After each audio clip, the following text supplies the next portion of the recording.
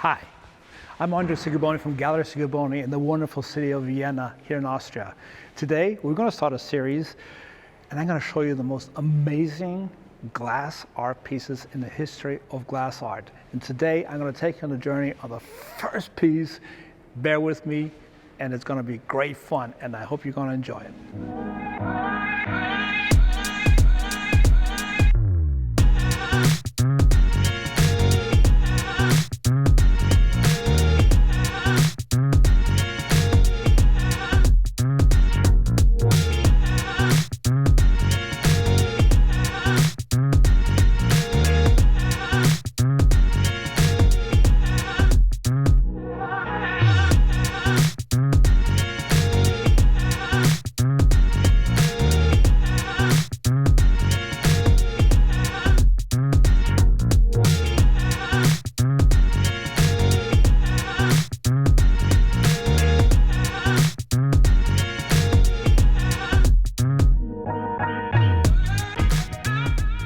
All right, I promised you in today's series we're going to take a look at the most amazing glass art pieces in the history of glass art. I'm going to pick out one piece, and today we're going to take a look at a piece that actually, I believe 2004, the only publicly available object of this type was sold for 2.7 million euros. And I tell you something, even if I had this piece today, it's a historical piece, and I had it in my gallery, I'm sure I could sell it for that or a better price.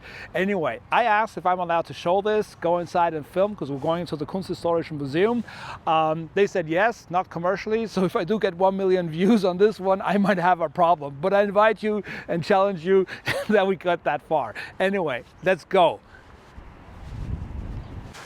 Okay. Here we are in the Art History Museum, and we're going to take a look at some antique pieces, and it's really quite fascinating how they discover glass. The story goes about 3,500, 5,000 years before Christ. That's about 7,000 years ago.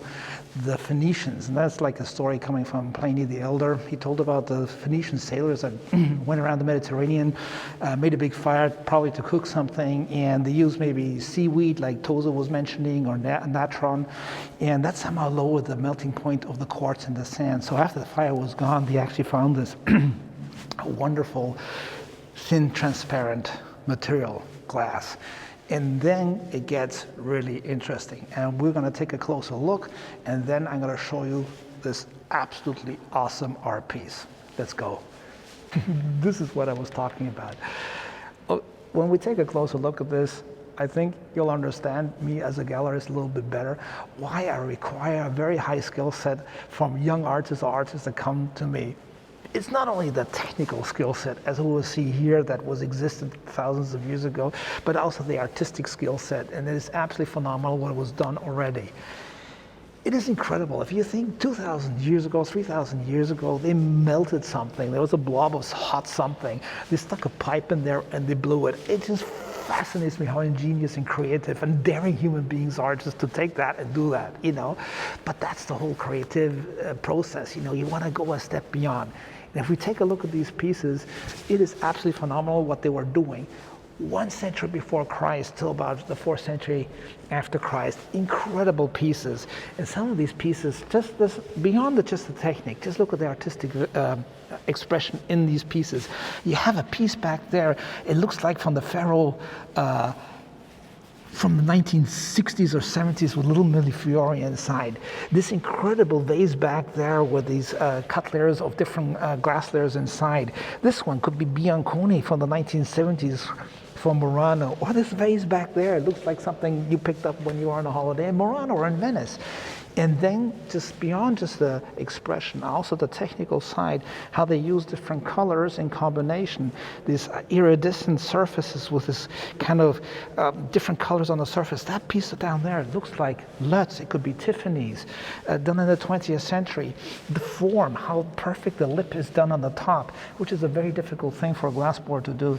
Absolutely phenomenal pieces. Just the iridescent surfaces, how they got the idea to put in metals, to get it fine enough. We can talk about other very fantastic pieces that were done in the, also almost 2,000 years ago. But let's go back to the piece I really wanted to talk about. It's the reticulated cup, the cage cup, Diatret Cup, Netzbecher in German. And when you see here, it's such a wonderful, aesthetical, light, beautiful piece. I would love to have it in my gallery.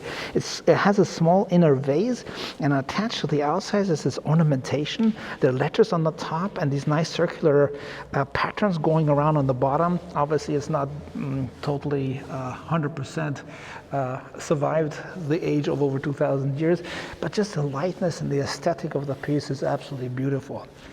Pieces like the cage cups were found along the Rhine in Germany. There was one of the largest Roman cities there, Trier. There's a couple of other cups. There is one cup in Milan with different colors also inside, or in Köln. But here in Vienna, we have an awesome piece to take a look at. I suggest you come and take a look at it when you're here in Vienna. And as I told you, this cup was sold, the only private cup available on the open market was sold for $2.7 million in 2004. And you know what? It's worth it. I hope you enjoyed this, and you want to know a little more about the technique, leave some comments. I'll do another video and we'll talk about how the cup was actually believed to be made, because till this day they're still discussing how this piece was made.